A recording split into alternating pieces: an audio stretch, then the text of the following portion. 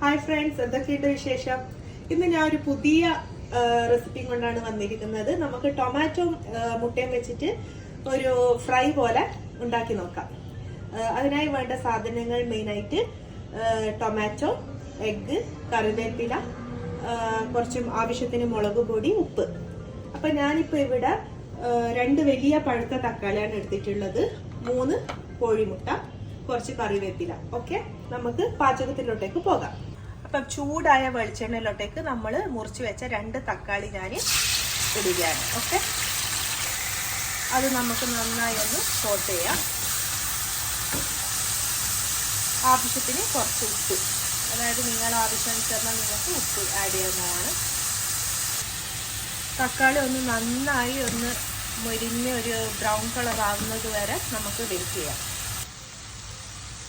അപ്പം നമ്മുടെ തക്കാളി ഇപ്പം നന്നായിട്ടൊരു മുരിഞ്ഞ് വന്നിട്ടുണ്ട്. ഈ സമയത്ത് നമുക്ക് എന്ത് ചെയ്യാം, കുറച്ച് മുളക് പൊടി, അതായത് എരിവ് കൂടുതൽ വേണ്ടുന്ന ആൾക്കാർക്ക് അതനുസരിച്ചിട്ട് ഇടാം. ഞാനിപ്പം ഇവിടെ ഒരു ചെറിയ സ്പൂണ് കുറച്ച് മുളക് പൊടി ആഡ് ചെയ്യുന്നുണ്ട്. കുറച്ചേ വേണ്ടുള്ളൂ. ഓക്കെ, അപ്പം മുളക് പൊടി ചേർത്തിട്ട് നമുക്കിതിനൊന്ന് നന്നായി ഒന്നുകൂടി വറ്റിച്ചെടുക്കാം.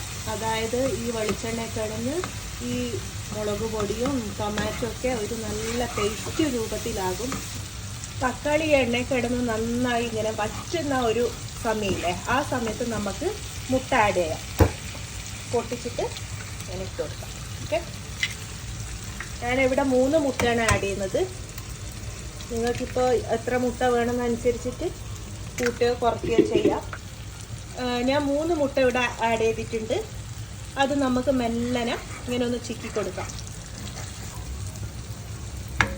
മുട്ടയും തക്കാളിയും കിടന്ന് വെളിച്ചെണ്ണയിൽ നിന്ന് നന്നായി വഴറ്റി വരുന്ന സമയത്ത് നമുക്ക് കുറച്ച് കറിവേപ്പില ചേർക്കാം. ഇവിടെ നന്നായിട്ട് തക്കാളിയും മുട്ടയും വെളിച്ചെണ്ണയും കറിവേപ്പിലയും എല്ലാം കൂടി നന്നായി യോജിച്ചിട്ടുണ്ട്. ഇനി നമുക്ക് ഗ്യാസ് സ്റ്റൗ ഓഫ് ചെയ്യാം. അപ്പം ഇതാണ് നമ്മുടെ തക്കാളി മുട്ട ഫ്രൈൻ്റെ ഫൈനൽ ലുക്ക്. വെരി സിമ്പിളാണ്. എല്ലാവർക്കും ഓഫീസ് പോകുന്ന ആൾക്കായാലും ബാച്ചിലേഴ്സിനായാലും ചപ്പാത്തിക്കോ ബ്രെഡിനോ ഇവൺ നമുക്ക് റൈസിൻ്റെ കൂടെ വരെ ഇത് നല്ലൊരു കോമ്പിനേഷനാണ്. ഉണ്ടാക്കി ട്രൈ ചെയ്ത് നോക്കൂ. Okay, thank you so much.